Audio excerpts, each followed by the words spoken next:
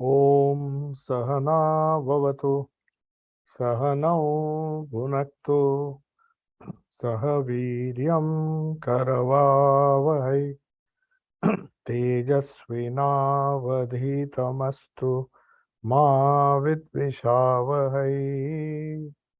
Om Shanti Shanti Shanti. So we'll continue from where we left. On the previous Saturday, we discussed about the 10th chapter of the Bhagavad Gita, which we are almost about to complete. But today, since every alternate Saturday, we discuss either the Bhagavad Gita or Vedanta as a science of human possibilities. Now, this title may seem a bit confusing because Vedanta deals with things of the spirit, whereas by human possibilities we understand the skill sets that we develop in our life to enable us to do well in our professional career.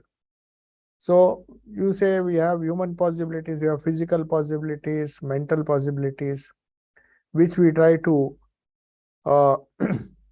focus upon, so that it enables us to develop a strong personality, at least as far as the physical body and the mental aspect of our existence is concerned, so that we can lead a successful life, especially a successful professional life as it is known. But here Vedanta normally does not deal with external success. That is the idea behind most of the teachers of Vedanta or most of the students of Vedanta who think it is a purely spiritual subject.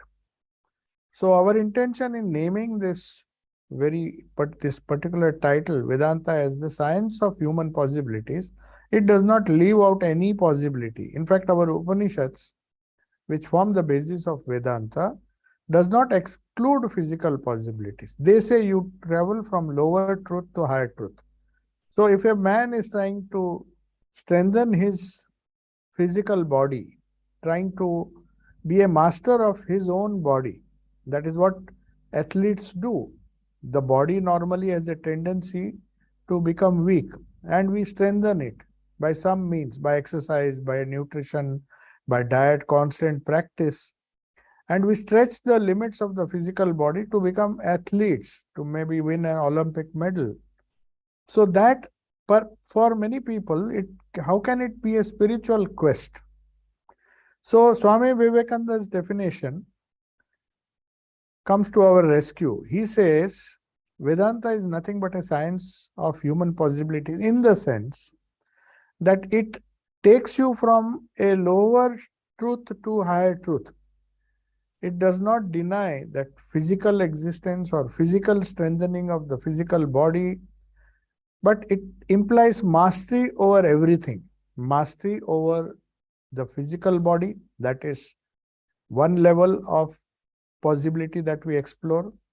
As we go higher and higher, we try to master our mind, because very often we find that mastery over the physical body perhaps will lead to success in sports and other games. But even in games, in sports, there is a high level of mental strengthening that is required. Not just if you have brute force, maybe it can succeed in few games or few sports, but most of the sports require a tremendous tenacity or a tremendous mental willpower which has to be developed side by side, so that the mental possibilities are also equally important, even to succeed in a thing such as physical sport or physical activities that we do. So then we come to the second level, and Vedanta says it's very good to have a strong body, but it is useless to have a strong body with a weak mind. So then we come to the next level of human possibilities, that is to have a strong body in a strong mind. A strong mind in a strong body.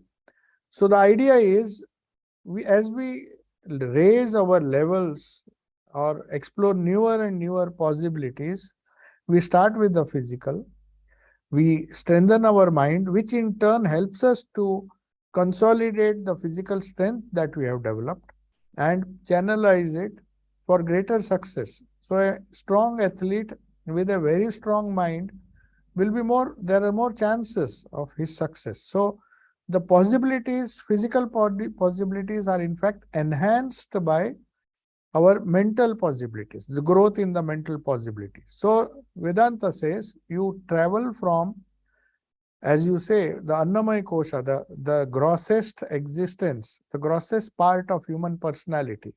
You start with that, but you don't stop with that. You try to develop your skills, mental skills, intellectual skills, which is developing the Manomaya Kosha.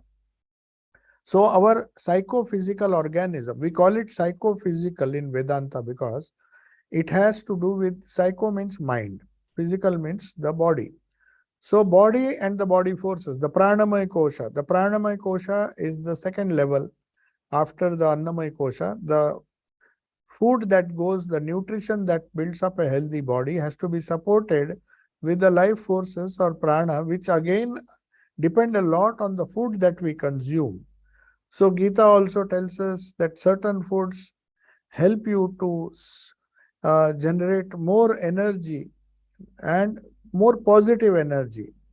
The energy can be of many types. Negative energy, which is tamasic, which you get a lot of nutrition, but most of the nutrition makes you feel heavy. So there is a whole science of, you can call dietary science or diets, where you get maximum energy with minimum food, minimum quantity of food, because too much of bulk has a tendency to make you tamasic, to make you bulky and reduce your fitness. So that's why athletes are found to consume very little quantity of high energy foods. That's how they maintain the pranic level or the life forces which run the human body.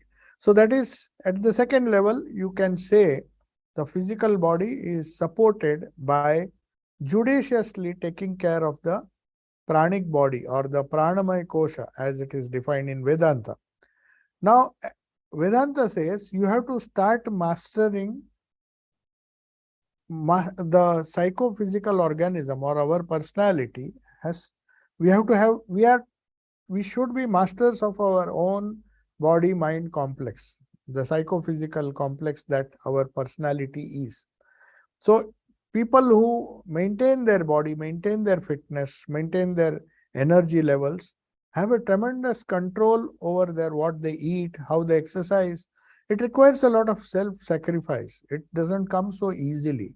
You find athletes who want to excel, the amount of training that they have to undergo to keep their body fit for whatever sport they are pursuing, it requires a tremendous effort, and that effort comes with a lot of self-control.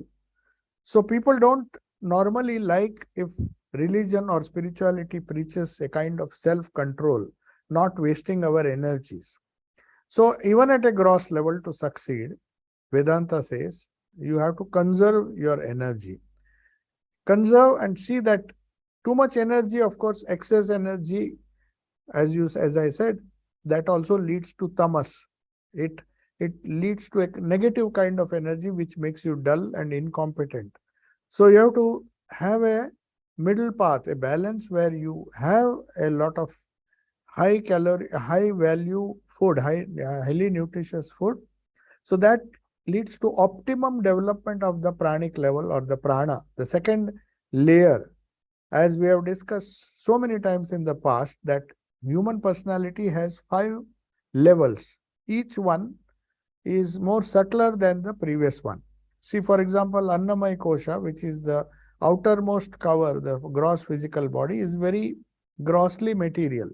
If you go a level higher, a little subtle level, on a subtle level, your life forces which you are not aware of, which but At the same time, they determine your physical health. They are at a slightly subtler level than the gross. Then we grow to a still subtler level, which is known as the manomaya kosha, the mental level. Here, this is a gross kind of mind. It is a mind which helps us to develop our habits, our skill sets. They are known as manas because it's the reactive mind. They are just training us, that faculty just enables us to do things very efficiently.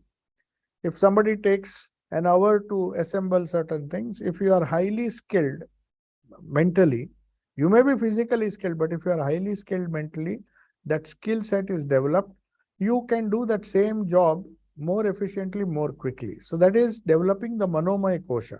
But Vedanta says that kind of self-mastery will help you in your career to do your job perfectly, but it is not everything. The key to self-mastery lies in controlling the fourth level of our personality, which is known as Vijnanamaya Kosha, which is the development of wisdom or buddhi. The subtle capacity of human mind to make the right choice at the right time. Right choice not only in our careers, but in every action of ours. Every time, as Yama was telling Nachiketa, the young boy in Kathopanishad, that you see, two things always approach a human being. One is that which is pleasant, and another is that which is good. So, if you choose the pleasant over that which is really good for you, for example, eating sweets may be very pleasant. You get a pleasant feeling after eating, but it may not really be good. It may lead to overweight and many other problems. So, to choose between the good and the pleasant is a struggle which our Upanishads say determines our entire life. Our whole life, according to Yama, the god of death himself, in this Upanishad, very nicely says, Shreya and Preya approach a person not once in a lifetime, it's a continuous process. Every second or every minute, a man is consciously or unconsciously making choices. He may make a right choice or he may make a wrong choice. But he gets a chance. Even if he makes a few wrong choices, he can correct himself and decide not to make these wrong choices again. Knowing its effect, or once he learns that these choices were wrong in life, then he has but sometimes you go on making so many wrong choices that it is difficult to retrace your step and make the right choice. So one has to be very judicious. That capacity, that human possibility is not developed by having a wonderful academic career, just a wonderful academic career with a strong body and a strong mind. You cannot have a strong judgment. It's not something which comes so naturally. To make the right judgment, even for a strong person who has a strong body and a strong mind, he has to develop the Vijnanamaya Kosha, the fourth level of human personality. So that is why we speak of different possibilities. We talk of physical possibilities, we talk of pranic possibilities, that is the energy possibilities, the energy, how we utilize our energy to strengthen our body. Then we come to mental energies, the gross mental energies, which enables us to develop enough skill sets to negotiate our life smoothly with the skills that are required. At the fourth level, Vedanta says, don't stop there. You explore other possibilities. Otherwise, you are not a complete man. You have controlled the lower three possibilities and you think you are a very successful person, but no. Even that successful person can ruin his life by making wrong choices. We have seen the careers of some great sportsmen. They had so much of success in their life, but somehow they made some wrong choices, and then their later part of their life, when they lost their physical strength, they lost their capacity to excel because of their wrong choices. They ruined not only their lives, but so many other people who expected them to continue successfully.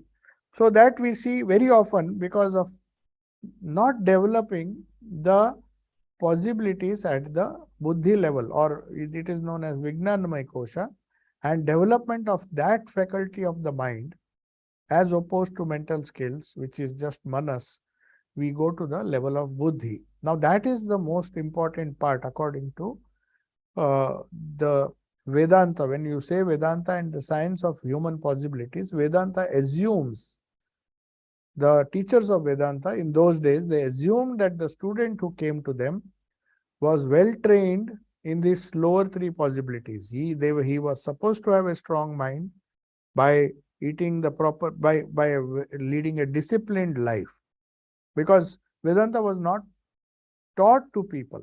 Nowadays, it is very easy to learn Vedanta through books and other things, and we think we are learning Vedanta. But in those days, it was very necessary to live with a guru in a gurukula, in a school. The school itself was a residential uh, type of arrangement where physical training was given. The discipline was the discipline that was imposed willingly or unwillingly. The student was subject to so much of discipline that he had a wonderful control over his body and his mind and his prana and also the mind. And with that knowledge, along with that, the guru or the teacher, there were many teachers teaching many subjects. Some of the teachers specialized in making the people understand what should be the choice you have to have in life.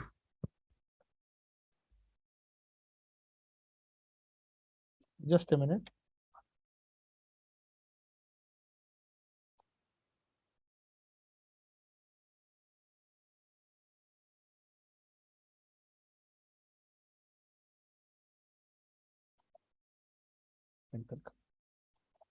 Yeah.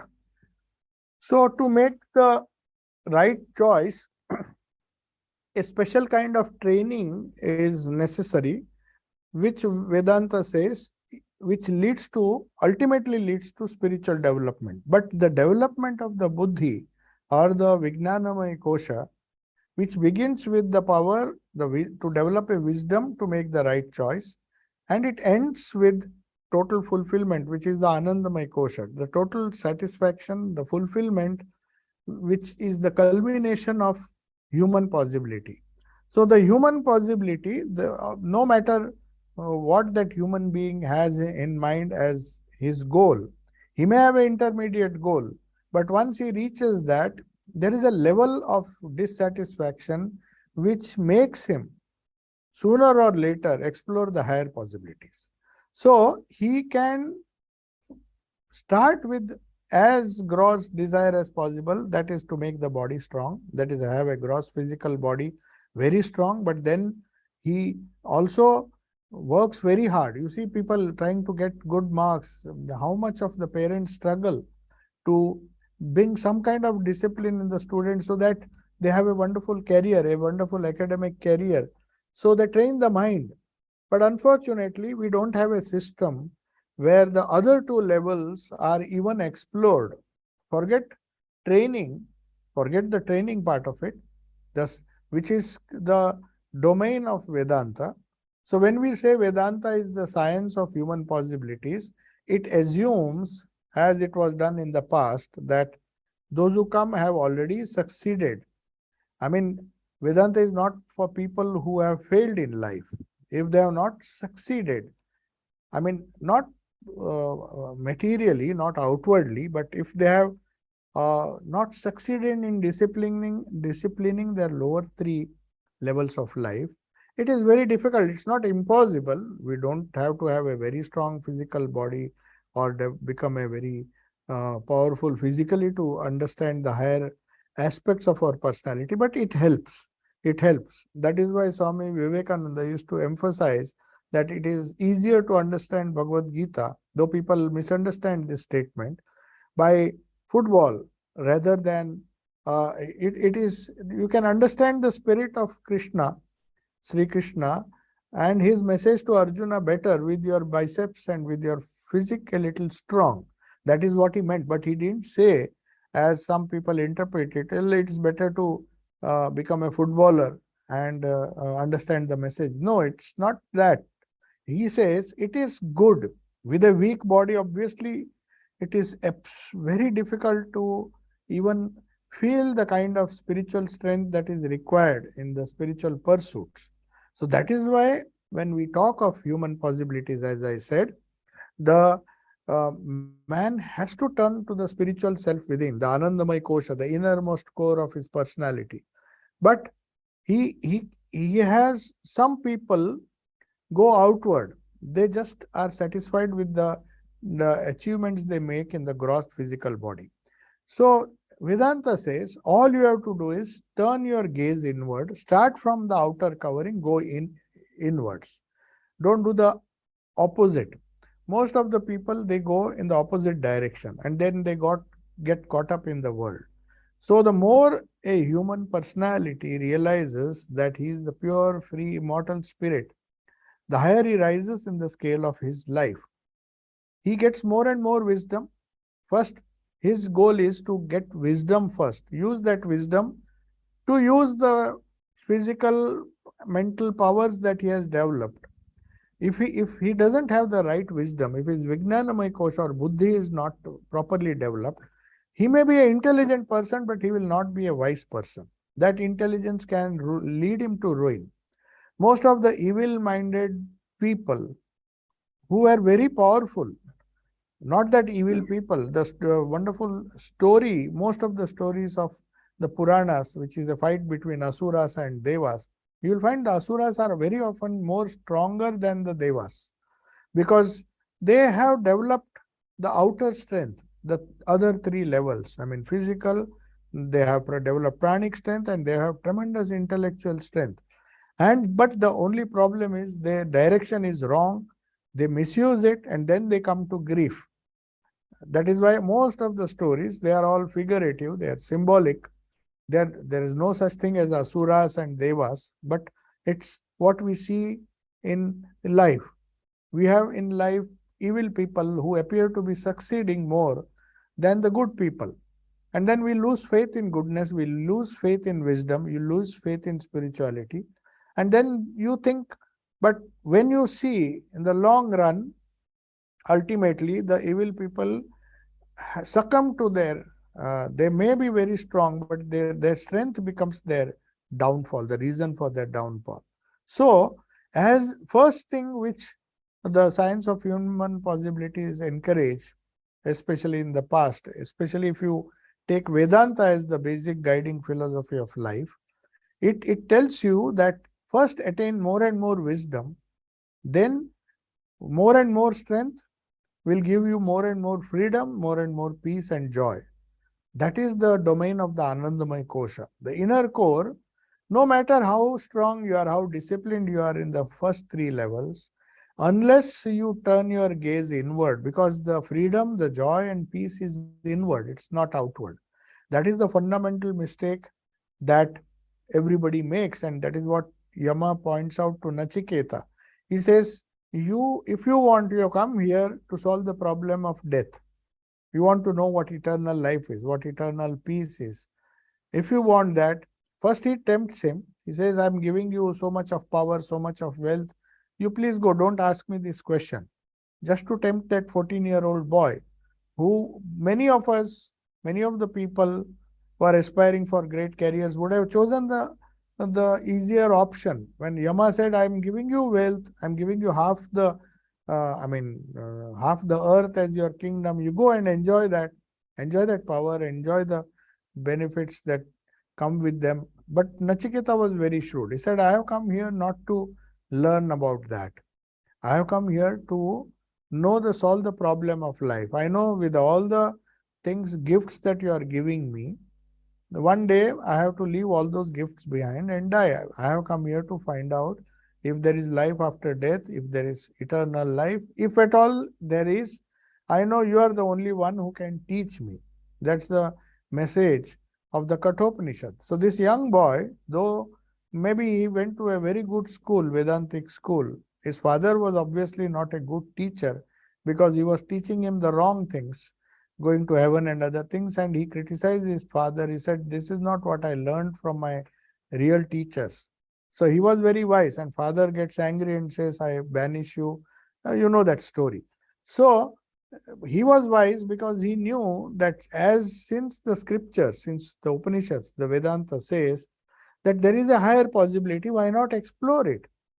Let me explore it. And where shall I go to explore it? I go to Yama, because he is the king of death. If he is the king of death, he knows what is beyond death. He rules over death. He rules over the destiny of all people. I don't want to be, as Swamiji says, you conquer the whole world, but he used some very harsh words in San Francisco.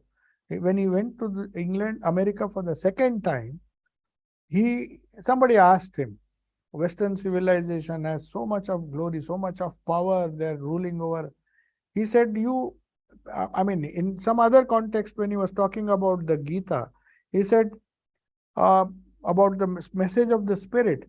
He said, you do so much, you build empires, but ultimately you die a dog's death.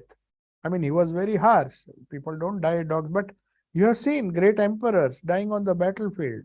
You know the famous incident, Alexander was, when he was going back to Greece after conquering the whole world, he was just grabbing a little bit of soil he had conquered, the little bit of soil that where he fell down and he was lying down and waiting to die because he was so sick after the conquest. And all he got, he raised his hand. They say he raised his hand and showed, see, this is what I have achieved after conquering the whole world. A handful of soil which he had conquered. That's the only thing perhaps he thought would accompany him in the grave. So that is the idea which Yama gives the small boy Nachiketa, and he is convinced of that because he was wiser than his father, who taught him, but he had better teachers from whom he learned that there are higher things to aspire for. So this kind of self-confidence, Shraddha as it is known, Sanskrit has a wonderful word known as Shraddha. Shraddha means a wisdom which is born out of developing the Vijnanamaya Kosha. That Shraddha doesn't come by physical power. You know, your willpower can increase when you control your physical body, mental powers, and then you feel I'm in control of the whole world. But the real Shraddha, according to Yama, that Shraddha entered Nachiketa. That is what he said. When Yama saw this young boy, he said, where has this young boy come from? He seems to be full of Shraddha. Full of Shraddha means that conviction that no matter how good you are in the lower three domains of human personality, when it comes to wisdom, when it comes to spiritual realities, when it comes to the truth about the spirit, the eternal life, I am just a pygmy. I have to learn from a better guru. That is, and we found that guru in Yama. So Yama gives him the whole knowledge of the spirit, the higher two possibilities, which we often, which unfortunately are not part of our education. So that is where spiritual training comes. It is to develop these two layers of human personality. As I said, Swamiji said, we are going from lower.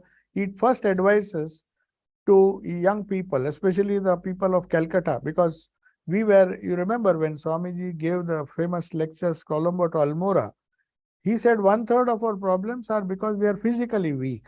We could not fight. It's a fact that we could not, we neglected so he said 1/3 is because we could not control, we are physically weak.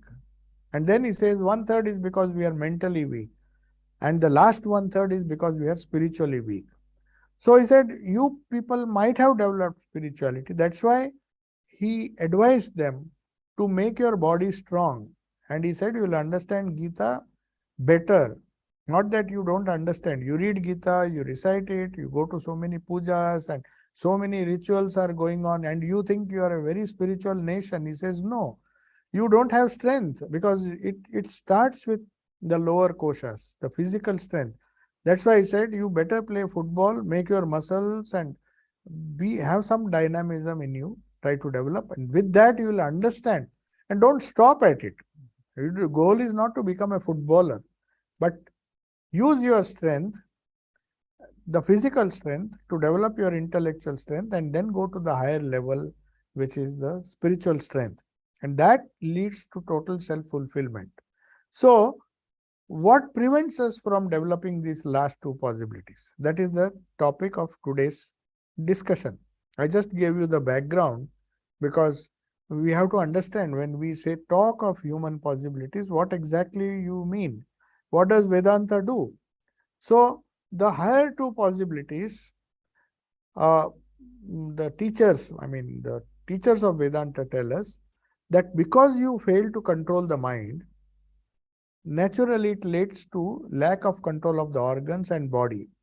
Because the person who controls, we think the mind controls the body. No, there is a higher power. It is the buddhi which is controlling the mind. Mind is controlling the prana. Prana is controlling the body. So it comes as a chain reaction. That is what spirituality says. But above the wisdom, above the buddhi, there is another level where our self or the pure spirit lies.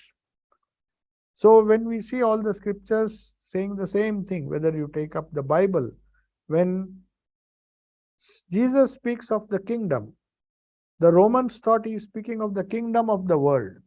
So when they asked him, are you the king? Do you still claim that you are the king? The Roman king was afraid that he is leading a movement to remove him from the throne, and the people are after him. They thought he was talking of the kingdom out in the outside world. They didn't know that when Jesus spoke that he has come to deliver people. He is the king. He was the king. His kingdom was of the inner world. He says the kingdom of God is within you. So I have come to develop that possibility. The kingdom of God which is within. It can never be outside. So the self, Vedanta says, the inner self, which is the goal of spirituality, which is the strongest thing.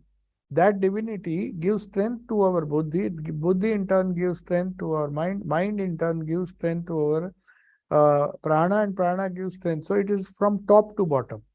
So you strengthen the top, you strengthen the bottom. That is the idea of the science of human possibilities. This is a perfect science. Vedanta is considered to be a science because there is no dogma involved in that. It is a time-tested formula, or we may say time-tested effort or discipline, which teaches you to control the less subtle, the gross by the more subtle. Swamiji says there is this golden rule in Patanjali's Raj Yoga. When he comments there, when he speaks of prana, he says this is the secret, or this is the golden rule. The subtle controls the gross. If you understand that, then you control the gross with the subtle, not the other way around. You may control a little bit by changing your diet. You may control the prana.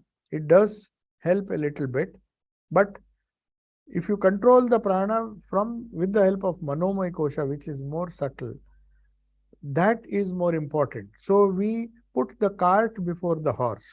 As the English proverb goes, the cart should always be behind the horse. Horse should be leading the cart.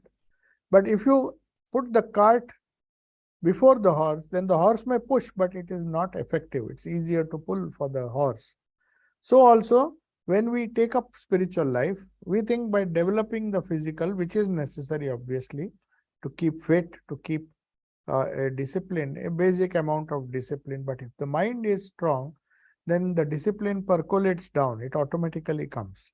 So very often we find that we start from, we should be going from inside out rather than outside in. Of course, when we make spiritual effort, we go outside in. Outside we strengthen, then we realize, oh no, this is not enough. We go slightly higher, more subtle levels. We develop the mind, we develop the buddhi, we develop our wisdom, and then finally when we touch the Anandamaya Kosha through meditation and through all the spiritual techniques, prayer, meditation, all the things that have been designed by all the prophets of the world, irrespective of the religion, sect or anything, they are all designed for a human being to discover his self within, the kingdom of God that is within. That is the essential message of Nachiketa, or of Yama to Nachiketa. He says, you were searching at the wrong place. You are searching for the right thing. You are searching for immortality, but you can't get immortality outside.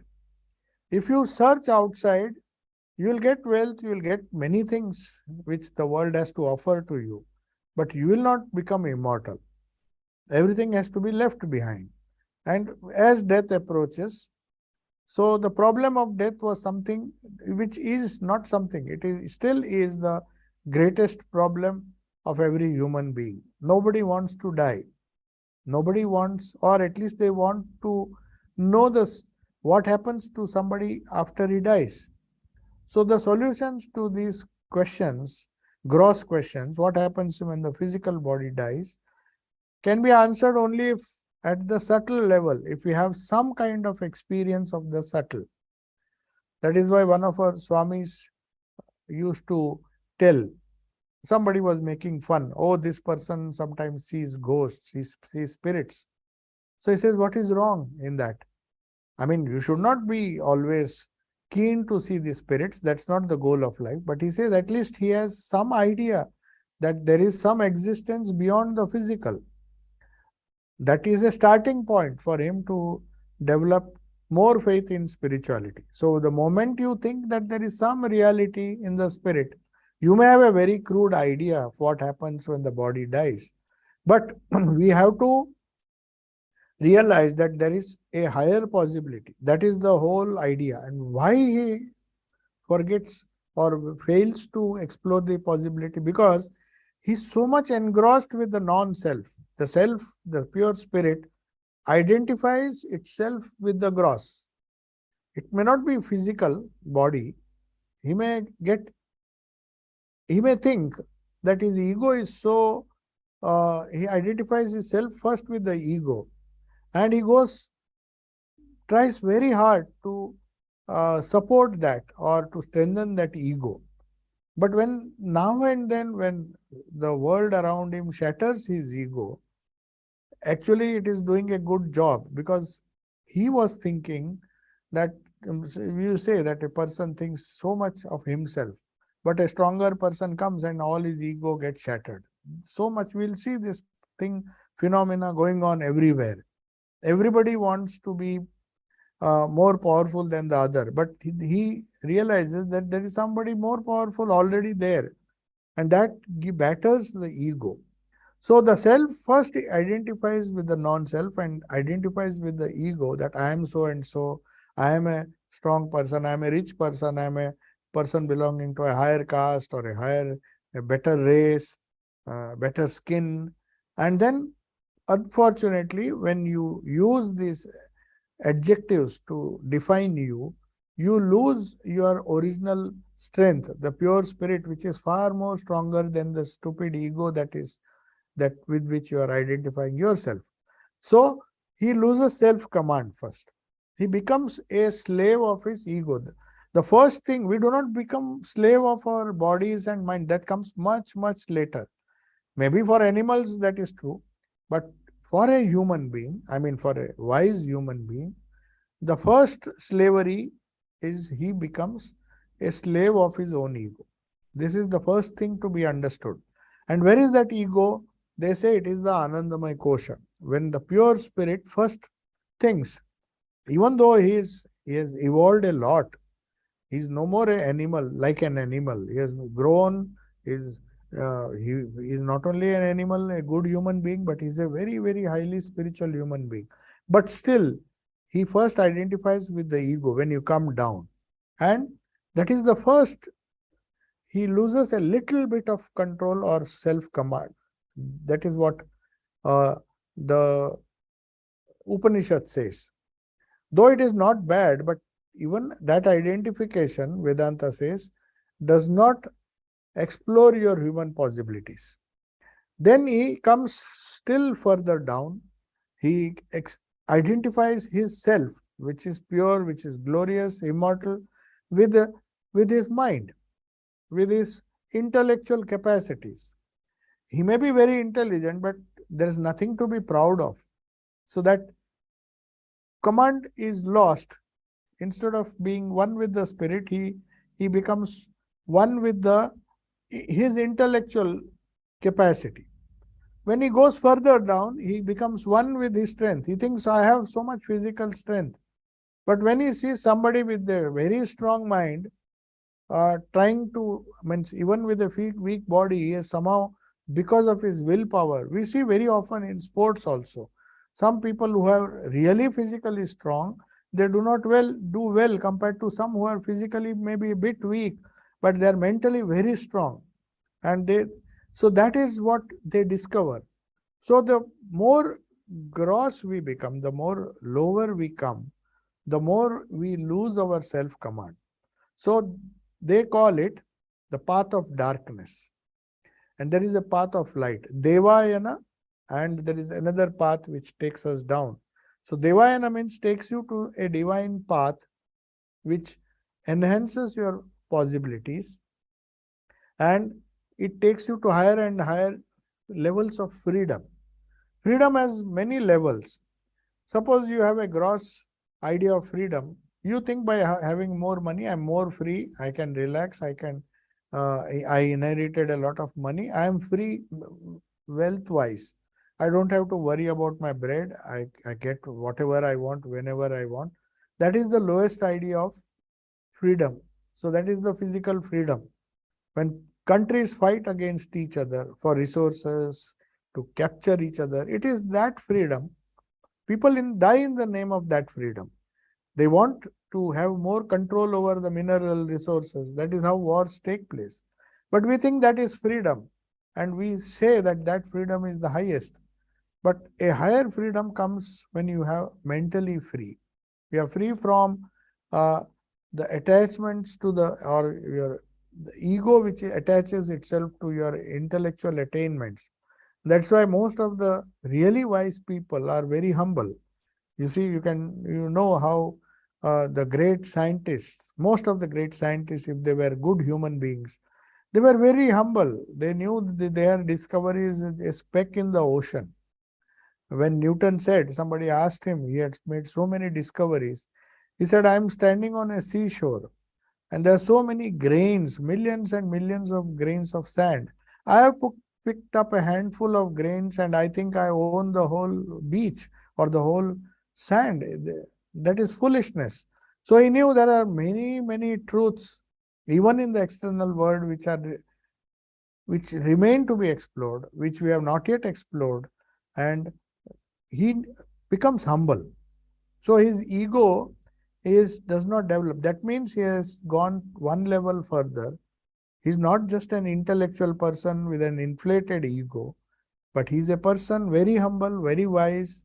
His wisdom has grown to such an extent that he knows that whatever I may discover, it is nothing. It's an ocean of knowledge. Out of that, a few pictures, as the great disciple of Sri Ramakrishna, who compiled his Kathamrita, the Gospel of Sri Ramakrishna. His name was Master Mashe. Somebody praised him, said, such a monumental work. You have done 5 volumes of a treasure of spiritual wisdom. You know what he said? He said, I was living by the side of a sea or a big lake. And I had a small jug.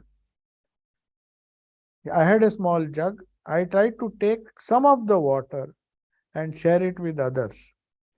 But there is an ocean which I have not been able to collect, which I am not able to fathom. I do not even know how much of wisdom is there. But yes, I have at least one jug full of wisdom I managed to collect, but it is a very, very minuscule amount. So similarly, when we talk of freedom, we start with a gross idea of freedom. Freedom to do whatever we like. Some of the children, in the name of freedom, they say they want to tell their parents, just give us our freedom. We want freedom to do as we like. That is not the freedom that is spoken of here. The path of light, the path, as they say, Devayana, means freedom from the gross to freedom from the higher and higher levels. The path of misery, you slowly leave. The path which will lead to misery, and you go towards the higher level, Annamaya Kosha, where you get peace and blessedness. You have to transcend that also. So, Vedanta says this is a prison house. No doubt it is not something which is an eternal prison. It's not something that you are eternally bound by that prison house. We feel this body is a prison house, especially when we have diseases, when we don't have the physical capacity to do certain things. We think how we are imprisoned. There is so much of weakness in this external cage, which we call the body. So we forget that the real strength is within. So that's why Vedanta says body is something which we have to take care of, since it is a vehicle, but beyond that it has no physical value. If it is used as a vehicle for the journey, the driver is important. The journey where you are heading for is more important, but you remain obsessed with the car only, the outer part, the outer gross body of the car. Car is to be used, body is to be used for a journey. After that, it has no value. You don't stay in the car after you complete the journey. You use it for a purpose. You go to your destination, but going to the destination is the goal. So, Vedanta says, developing human possibilities, the physical possibilities, is it is as important or not more important than having a good car and taking good care of it. We have a good car, it's fine, it helps us for a higher purpose to go to certain, but beyond that, if you are obsessed with a car, then people will call you mad, because your goal is to use the car for your own development, for your own ease, for some higher purpose. So the car or our body, the grosser body with the prana, the prana can be compared to the fuel that we put in the right kind of fuel, so that our car can undertake this kind of journey. So the individual's position, the Kathopanishad in the first chapter, it clearly tells us, it has been graphically described to Nachiketa, this young boy, by Yama, in the Kathopanishad in verses, first chapter, third Valli, verses 3 to 9. So I am repeating this because this we have discussed. Atmanam Rathinam Viddhi Shariram Rathamevatu Buddhim tu Saratim Viddhi Manah Pragrahamevacha. So this is important because we know the proper position. Body is compared to a chariot. In those days there were no automobile cars. So perhaps Yama, that was the vehicle that was used for transport.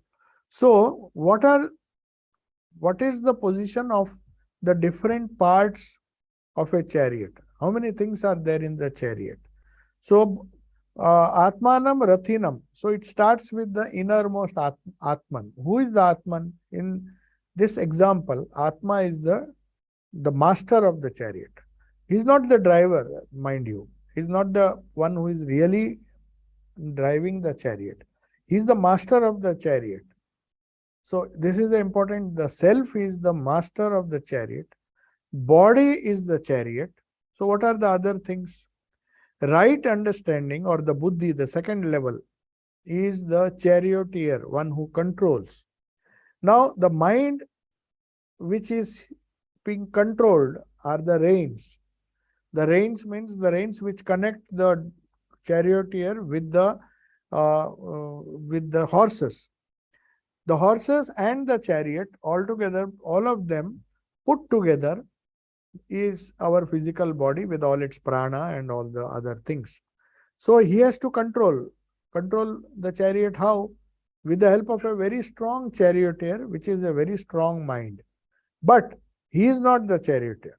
If he takes up that role, no doubt, we figuratively we can say that to be in control of a chariot, why can't you yourself control the chariot? No, that is a function, very high function. That is why Arjuna had Krishna as his charioteer. He didn't choose anybody else. He knows the importance of buddhi. So even the Mahabharata, if we see, he chose the Lord himself to be his charioteer. That means the buddhi or the Vijnanamaya Kosha is so important in one's life that it all depends. Arjuna won only because Krishna was his charioteer. So the charioteer is so important because on one hand he controls the mind, he controls the horses with the help of the mind, and also he controls the chariot with the help of the mind. So mind is a sort of intermediary between a buddhi and the rest of the body. So this is very important. That is why he says, Indriyani, in the next verse of this Upanishad says, the sense organs are the horses and the sense objects are the paths. So when the horses are traveling, they see many things, objects. That is what our mind, our five sense organs, they're always looking outward, getting distracted. If the horses get distracted, they can't reach the journey. That's what this Upanishad says. So those who are very wise men, they give a lot of importance to a very good charioteer, a very good set of reins. If they are not strong, the horses may be strong, but if the reins are not strong, they may break, and the horses will then do whatever they like. So just as a charioteer controlling the horses, very strong horses, of course, the sense organ should be very strong. But because he has chosen the right charioteer, means he has chosen to develop the buddhi properly, he uses the master of the chariot, the self, the journey of that spiritual aspirant becomes very smooth. So that right understanding, the next two verses say the right understanding. He who has right understanding means has the right charioteer. Understanding here means buddhi.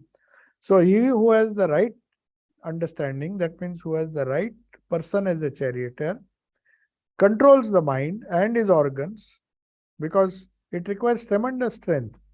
If you remember, Swami Vivekananda once made a very interesting remark. You see, we believe in painting Sri Krishna with a chariot and horses, and many of the paintings that you see, if you just go to the internet, you will find so many pictures. And the artists, if he is not aware of this simile which is given, this example which is given in Kathopanishad, he will make the wrong painting. I'll give you an example what happened when there was a famous painter who was very famous, but without a spiritual background, if he paints, what happens? This is an example. Swami Vivekananda went to see that painter and he had painted a beautiful portrait. No doubt, the painting was beautiful.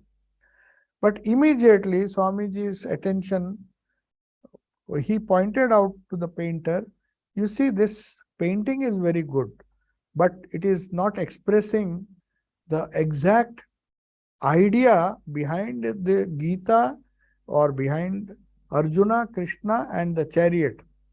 You should have shown in that picture, the painting was really good, but in that picture, the charioteer, that is Krishna, was obviously holding the reins which were hanging, which were not tight. And the horses also, they were trying to gallop. So they were trying to gallop means they raised their legs and they were not in a very steady position. And they were not, it was shown as if Sri Krishna is not in control. So he said, see, what kind of painting have you done? You know, the best painting would be to hold the reins so tight that the horses don't have the freedom. They don't have the freedom to go wherever they like. That would be an ideal painting. They're struggling to express themselves, run away from the chariot, but Krishna says no. So when that happens, he said, you will convey a very powerful idea that we have to be in control of our chariot. To control our chariot, we have to control our horses. So you are showing Krishna as a poor intellect. The buddhi is so weak in this picture that he is not even able to control his horses, which are not even tight. If he is in control, the reins will be very tight. So he had to redraw. He said, why don't you make another painting that will express the wonderful idea behind the Gita that Sri Krishna is in control of the chariot. Only if he is in control of the chariot or the horses with a very strong reins. He should, he said, even you should show that Krishna's muscles and everything is training to control, because 4 horses or 5 horses, 5 sense organs are there. It's not so easy. So you have to show the charioteer physically very strong, not somebody who gives advice. No doubt he gave advice to Arjuna, but that was not the real situation. Throughout the battle, it was Sri Krishna who never lost control of the chariot. Otherwise, Arjuna would have died long ago. I mean, the whole battle you see, every time the chariot guided. So here, the Kathopanishad emphasizes this fact that it is the right understanding, the highly developed buddhi, that is the key to spiritual progress. And the unruly organs, our organs which are not under our control, are like the vicious horses. If you leave them, they will go this way, that way, and the chariot will not move smoothly. That's the idea. But if he has the right understanding and he has restrained the mind with a very strong grip, then it is like the good horses of a charioteer. So then, similarly, he says, this is how the spiritual, in spiritual life, the buddhi guides a person to do the right thing at the right time, to make right choices, and lead a life which will lead to our ultimate freedom, mukti or moksha. That is the idea. So now we will, it's almost time is over. So if there are some questions, I'll just see the chat box. Yeah, Giovanni is asking a question. There are plenty of young and famous sportsmen, football players, who had amazing physical skills and potentials, but they got trapped in their ego and in the material world, money, women, compulsive shopping, and so on. They were all quite young. However, others managed to remain stable. It can't be just a matter of age or social background. So my question is, may spiritual development in previous lives have had a role in this? Obviously.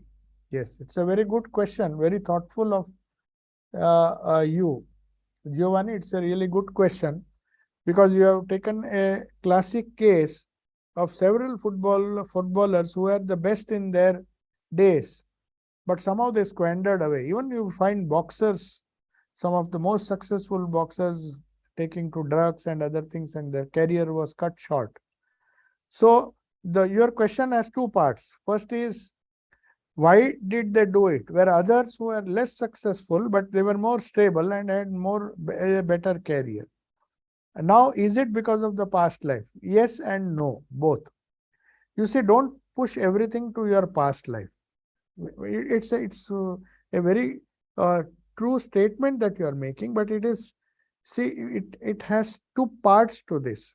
If you say everything is because of my past life, then what have you done? What have we done?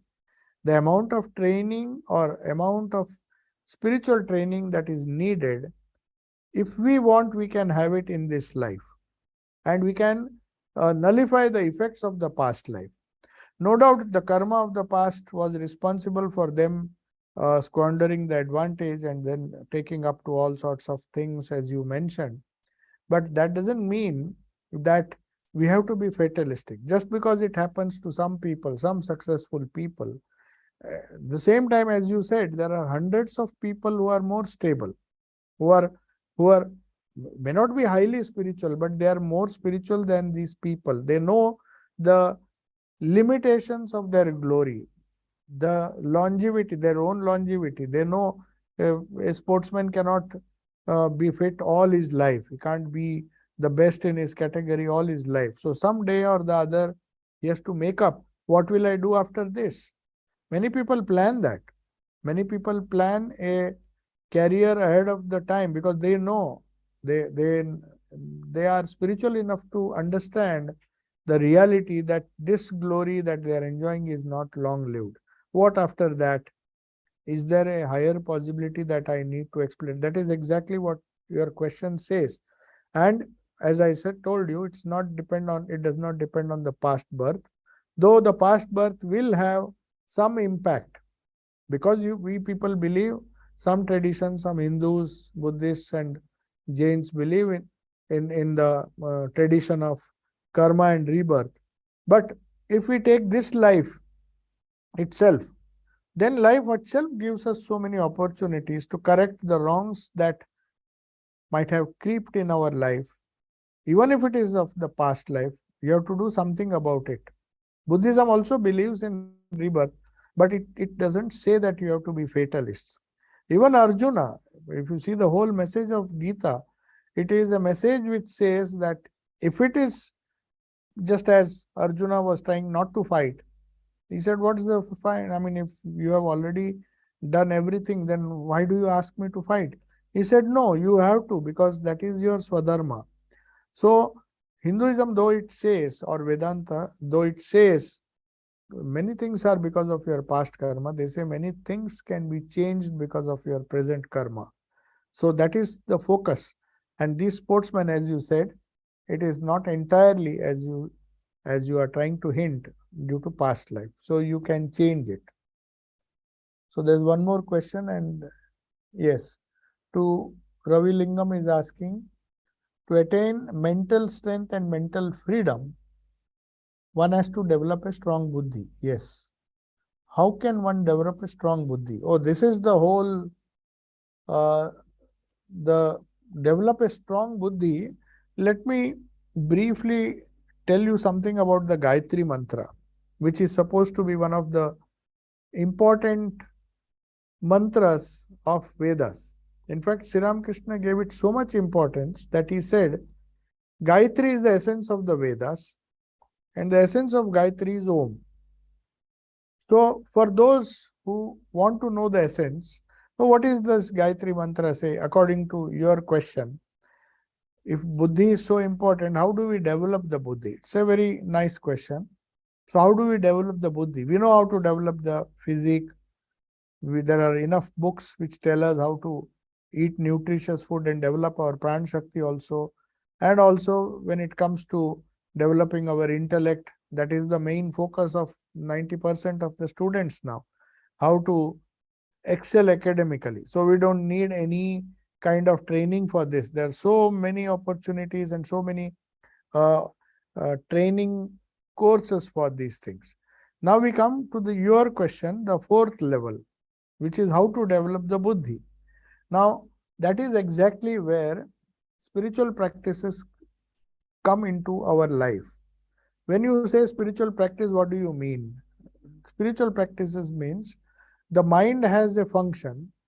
The mind has four functions, in fact. And I'm coming to the Gayatri Mantra. Why I quoted the Gayatri is, Gayatri Mantra is meant, repeating the Gayatri Mantra is meant to increase that buddhi. Om Bhur Bhuvasvaha Tatsavitur Varenyam Bhargo Devasya Dhimahi. Dhi means buddhi. Dhi is that personality. The brahmachari or the boy, normally Gayatri Mantra was supposed to be given by the father to the son or daughter. People may be confused. No, in our tradition they don't give it to girls. But that is a wrong tradition. Nowhere it is mentioned in the Vedas that it was a male dominated society. In Gayatri many people say that Gayatri should not be repeated by women. I was surprised. Even Swamiji did not like that idea.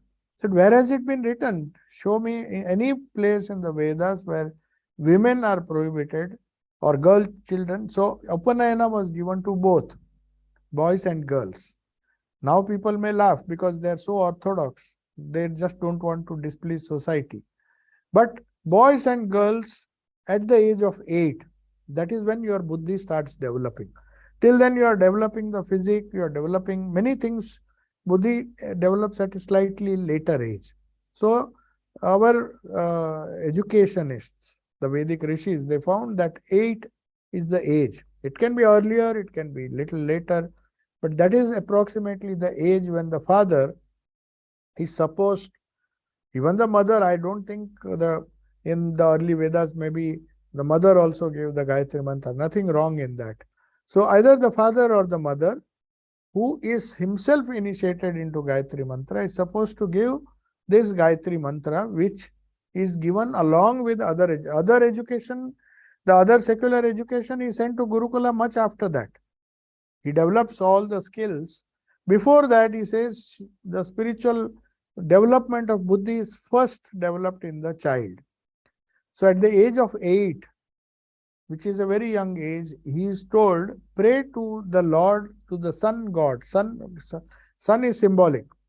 Sun implies knowledge. So when you pray to the universal cosmic form of knowledge, which we see in the sun, which is bright, illumination means knowledge.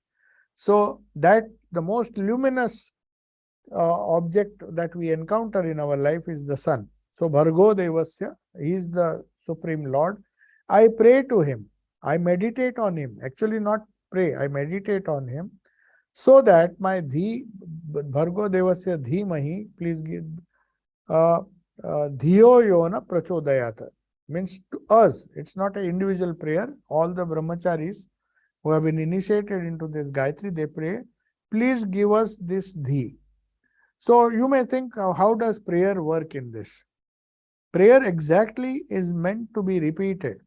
It is through repetition that prayers and mantras gets its power. Mantras, it's just an extension. The mantras that were developed later, the smaller mantras, including Om and the Bija and all the mantras that were developed in Indian tradition later on are a result of this Gayatri. Gayatri leads to Om. That means all the mantras all mantras have Om in them. That mantra, when you repeat, it refines the mind. You may have a very skilled mind. One may be a very skilled doctor or engineer or anything. It requires a different kind of skill set to become a successful person. But that doesn't mean that his Dhi is developed. So to develop the Dhi, the children are often told before they develop their manas or the manomaya kosha, you first develop this buddhi, otherwise you will come to grief. So even if it is developed later, it doesn't matter. And in some Hindu traditions, because one has to do Upanayana before marriage, on the day previous to the marriage, he becomes a brahmachari. It's ridiculous. Because their society said, oh, you don't have a sacred thread. Religion has been reduced to such a bad state. You know, there are many people, they suddenly realize that he is going to be married on the next day. And the tradition says that he should take the Yagnopavita. So the thing which had to be done at the age of 8, he does maybe at the age of 25. That too, because the pujari says, the priest, because everything is ruled by this priest. He said, no, if you don't do Upanayana, you can't marry. Oh, then I have to marry, then I have to wear that Upanayana. So he takes, if his father is, of course, he would be alive. So his father perhaps has forgotten the Gayatri mantra. Maybe the pujari will give that mantra. He said, please recite it. Your son has to first become a brahmachari before he becomes. You have not made him a brahmachari. So that is the ridiculous state of affairs that you see. The thing which ought to have been done, these are not people who are fools. There's rishis who said 8 is the age. It's not just a ritual which we have to undergo. And mind you, both boys and girls were initiated in the Vedic age. And they had to be given this training, and they hope that till he finishes his studies, if he repeats this Gayatri mantra and concentrates his mind, there are greater chances that he becomes a wise man or his buddhi. So that's the only way one can develop a buddhi. But in later life also, if one has not done all these things, there is this spiritual initiation or mantra which is given, which has the same purpose as this Gayatri, where you do this mantra. The repetition of the mantra not only purifies the body and the prana, but also purifies the mind. And purified mind gives rise to some kind of development of the buddhi. So that is how buddhi is developed. I think I have answered your question. Yes. So strong buddhi means, so you have asked how to develop a strong buddhi. It's not just strong buddhi. It is a highly refined buddhi. Buddhi is not strong or weak. Of course, we say strong buddhi, but Buddhi is normally either it is pure buddhi, refined buddhi, or it is a manda buddhi. Manda means lesser. In Sanskrit, there is a word manda buddhi. When somebody is behaving, not taking the right choices, one is not wise. We say, he is a manda buddhi person. So buddhi is normally a measure. A person's buddhi is a measure of his spiritual attainments. That is the higher meaning of buddhi. That is the higher aspect of buddhi that we develop through our sadhana or mantra. Thank you. So I'll take leave now. Om Shanti Shanti Shanti. Harihi Om Tat Sat. Sri Ramakrishna